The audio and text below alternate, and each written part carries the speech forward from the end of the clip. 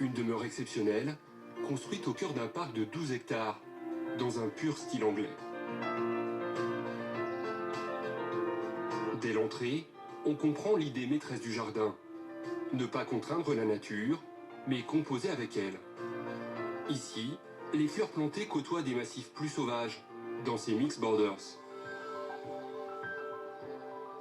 Les mixed borders, c'est une invention de Gertrude Jekyll, la fameuse paysagiste anglaise, qui est la papesse en Angleterre des jardins, et qui a inventé ce concept en se disant, voilà, tout est là, tout est installé, c'est un mélange de vivaces, d'annuels, énormément de plantes différentes, et il va y avoir une continuité de floraison pour qu'à chaque fois ça s'harmonise. Antoine Bouchaillé-Mallet est l'actuel propriétaire et l'arrière-petit-fils des fondateurs du domaine. L'idée, c'est qu'il voulait pouvoir planter un parc et un jardin avec des plantes qui ne supportent que les terrains acides, les rhododendrons, les azalées, les érables du Japon, etc.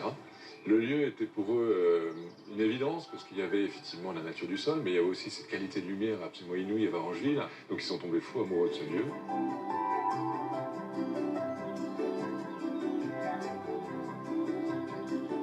L'idée de ce parc, c'est que ça a été planté comme un tableau vivant. Dans ce tableau, on incorpore des couleurs, mais de façon toujours harmonieuse. Donc ici, on le voit avec cette clairière dans laquelle on a installé ces azalées, qui ont des tons de lune, des tons bleutés, et puis chacune des couleurs vient révéler l'autre. C'est pas que les fleurs, c'est aussi, on peut le voir ici avec ces jeunes feuillages d'un vert tendre, avec ces feuillages très foncés derrière des houx, qui viennent donner un appui sur un contraste important. S'il n'y avait pas ces houx, en fait, on n'aurait pas la même beauté.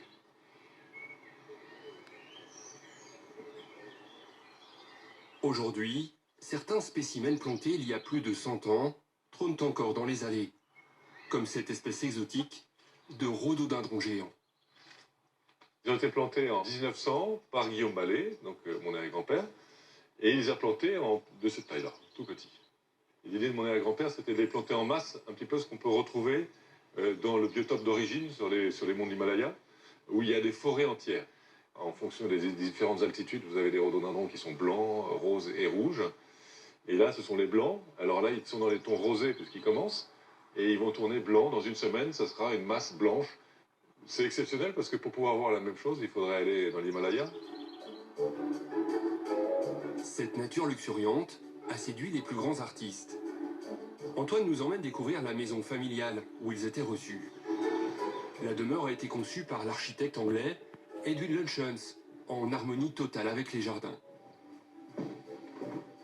Nous sommes dans le salon de musique qui a été créé spécialement pour avoir une acoustique exceptionnelle.